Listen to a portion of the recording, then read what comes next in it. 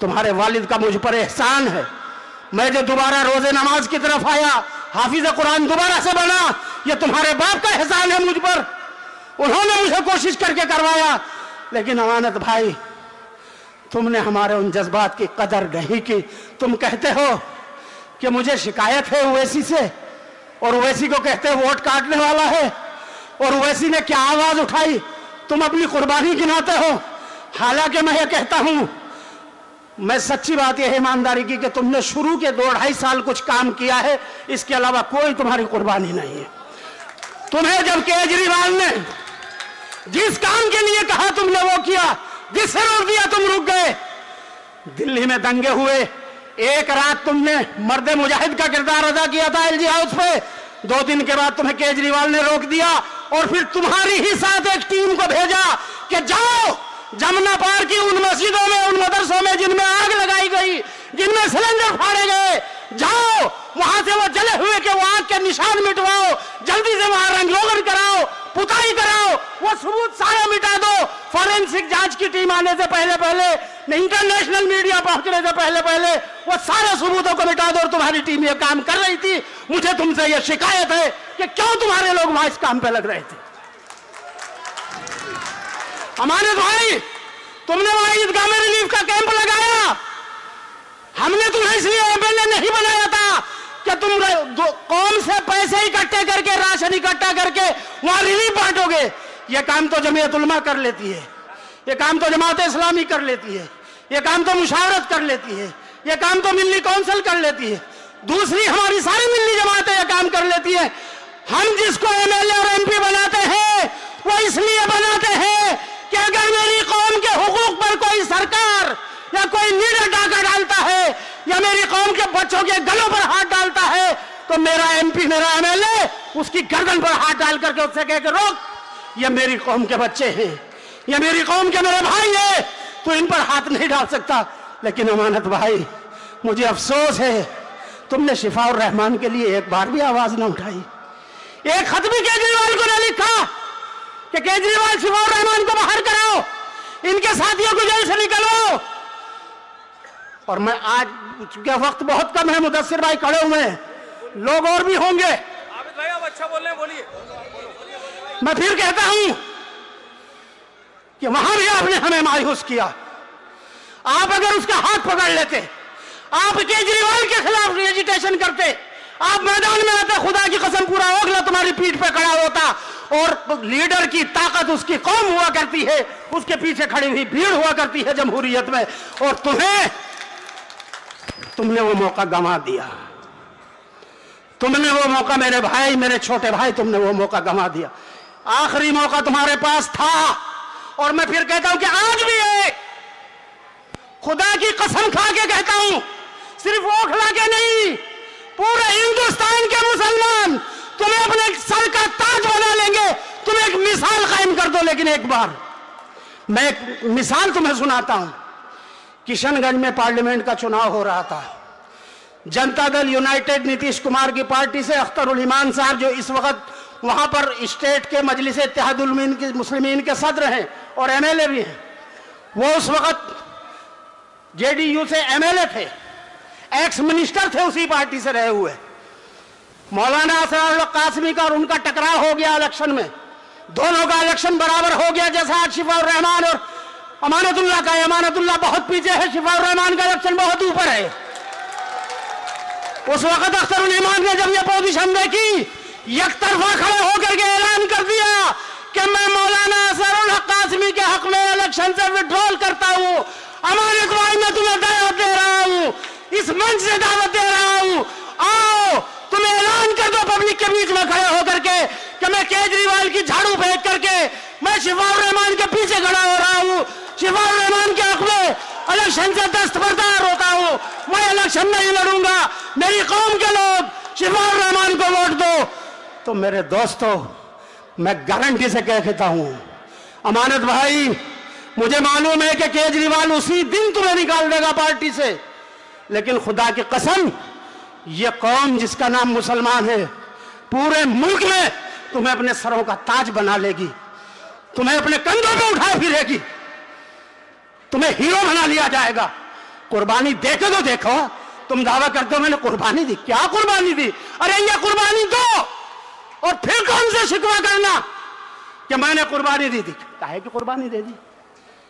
अच्छे खासे यार काउंसलर भी नहीं थे, एमएलए बन गए, 10 साल तक एमएलए बन गए। कुर्बानी दी है या कौन सा कुर्बानी ली है? कौन सा कुर्बानी ले रहे हो मेरे भाई? अपना हिसाब करके देखना। इस इलाके में डेमोलेशन पहले भी होते थे, अब भी होते हैं। जितनी तुम्हारी उम्र है इतना वक्त मुझे इस इलाके में रहते हुए हो गया है।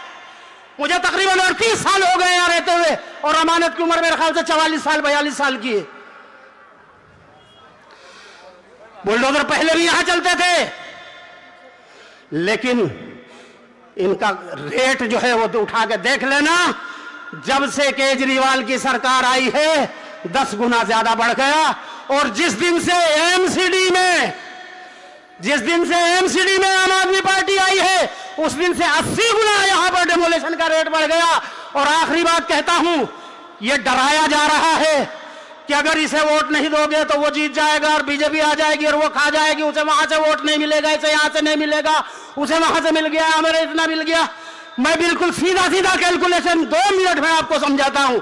इस कॉन्स्टिट्यूंसी पे तकरीबन 2,80,000 वोट है, 3,80,000 सॉरी 3,80,000 वोटों में तकरीबन 2,30,000 वोट मुसलमानों का है। 2,25,000 से 35,000 के बीच में मैं 2,30,000 मानता हूं। 1.5 लाख के करीब गैर मुस्लिम वोट है। 60% वोट उनका पोल होगा, 60% हमारा होगा। हमारा रिकॉर्ड रहा है इस सीट पर 93 से यहां विधानसभा के चुनाव होते हैं। आज तक सिवाय पिछले इलेक्शन के कभी बीजेपी तीसरे नंबर से दूसरे पे भी नहीं आ सकी। पिछली बार दूसरे नंबर पे इसलिए थी कि शाहीन बाग एजिटेशन के जज्बात के बीच में इलेक्शन था। पूरी कौम ने दीवानावार तुम्हें वोट दे करके, यकतरफा वोट दे करके तुम्हें 72,000 वोटों से दिलाया था, जिताया था। इसलिए बीजेपी दूसरे नंबर पर आ गई थी, बाकी किसी पार्टी को वोट नहीं मिला था। अब ये पोजीशन नहीं है, ना पहले थी और ना अब है और ना आगे रहेगी। अब वोट बराबर उधर भी बटेगा, इधर भी बटेगा। उधर कांग्रेस को भी मिलेगा, आम आदमी को भी मिलेगा, सबसे ज्यादा बीजेपी को मिलेगा। वहां से मैं समझता हूं दोनों पार्टियों को, आम आदमी को और कांग्रेस को 25 से 30,000 वोट टोटल मिलेगा, टोटल। और 50,000 के करीब बीजेपी को मिलेगा। 75-80,000 वहां से पोल होगा, इससे ज्यादा नहीं हो सकता।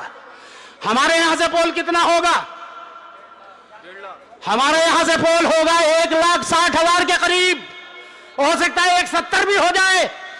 इलाके के मुसलमानों, गैरतमंद कौम के लोगों, मैं तुमसे कहता हूं कि अपने घरों से निकलो, अपने दोस्तों को, रिश्तेदारों को, अपने अजीजों को, अपने साथियों को निकालो और एक मिशन बना करके अपने सर पे कफन बांध लो 5 तारीख तक कि हमें एक एक वोट शिफाउर रहमान के लिए पोल कराना है।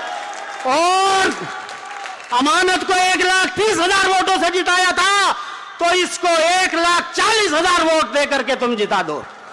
रिकॉर्ड रहा है इस सीट का। जब जब हमने इकट्ठा होकर के वोट दिया, 93 में हमने, हमारी अक्सरियत ने परवेज हाशमी को वोट दिया, जनता दल के टिकट पे जिता दिया। 98 में हमने वोट दिया, उन्हीं को इकट्ठा होकर के कांग्रेस के टिकट पे जिता दिया, फिर जिता दिया, फिर जिता दिया, 4 बार जिताया। और जब हमने इकट्ठा होकर के वोट आसिम मोहम्मद खां को दिया, हमने इंडिपेंडेंट आसिम मोहम्मद खां को भी जिता दिया। एक बार नहीं 2 बार जिता दिया, कांग्रेस के टिकट पर भी जिता दिया। यह गलतफहमी दूर कर लो कि तुम्हारे वोटों से कोई हारता नहीं, कोई जीतता नहीं। तुम्हारे वोटों से ही जीतता है जो भी जीतता है। तुम अपने वोट इकट्ठा होकर के ताकत के साथ डालो शिफाउर रहमान को। दुनिया की सिवाय अल्लाह के कोई ताकत नहीं है रोकने वाले। और अल्लाह ने, मुझे ऐसा लगता है कि अल्लाह रब्बुल इज्जत ने शिफाउर रहमान की इज्जत के लिए फैसले लिख दिए हैं।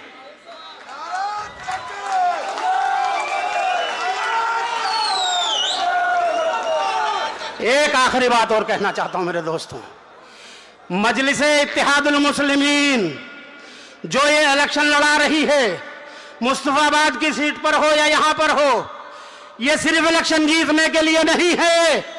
मुसलमानों, ये तुम्हारे मुस्तकबिल की क़यादत को तैयार करने के लिए है, जिसको ये सारी सेकुलर पार्टियां और सारी कम्युनल पार्टियां तुम्हारी आजाद इंडिपेंडेंट कयादत की दुश्मन है, ये खत्म कर देना चाहती है। इनका बस नहीं चलता कि तुम्हारी आवाजों को, एक ओवैसी की आवाज को ये खत्म नहीं कर सके। एक आजम खां की आवाज हुआ करती थी, बावजूद समाजवादी पार्टी में रहने के वो बंदा इंडिपेंडेंट आवाज बुलंद करता था, लेकिन उसको खत्म करने के लिए खुद समाजवादी पार्टी ने साजिश करके बीजेपी के साथ मिलकर के आजम खां का जनाजा निकाल दिया पूरी सियासत का। एक आवाज मुल्क में बची है जिसका नाम असदुद्दीन ओवैसी है। मेरे दोस्तों, मेरा 40-35 साल का तजर्बा यह कहता है कि ये सारे सेकुलर, सारे कम्युनल पार्टियां इस बात पर बिल्कुल मुत्तफिक है, मुत्तहिद है कि मुसलमानों की कोई इंडिपेंडेंट क़यादत इस मुल्क में उभरनी नहीं चाहिए। इसलिए हमारे बीच में से दलाल लोग खड़े किए जाते हैं, हमारे बीच में से एजेंट खड़े किए जाते हैं कि ये जो कम्युनलिज्म फैल जाएगा ये कुछ नहीं कर पाएगा। एक आदमी क्या करेगा, 2 आदमी क्या करेगा। मैं पूछना चाहता हूं, पार्लियामेंट में इंडिपेंडेंट एक ही तो मेंबर है पार्लियामेंट है, असदुद्दीन ओवैसी। हिंदुस्तान के मुसलमानों, मुझे बता दो कौन सा ऐसा मसला है तुम्हारा जिस पर असदुद्दीन ओवैसी ने आवाज ना उठाई हो और सबसे मजबूत, सबसे ज्यादा दलील के साथ आवाज ना उठाई हो। कौन सा मसला है? मेरे दोस्तों, तुम्हारा एक एक वोट बैरिस्टर असदुद्दीन ओवैसी की ताकत को मजबूत करता है। तुम्हारा एक एक वोट शिफाउर रहमान को ताकत देगा। तुम्हारा एक एक वोट शिफाउर रहमान के साथ में जो 100-150 दिल्ली में जो बंद है लड़के लड़कियां, उनकी ताकत बनता है।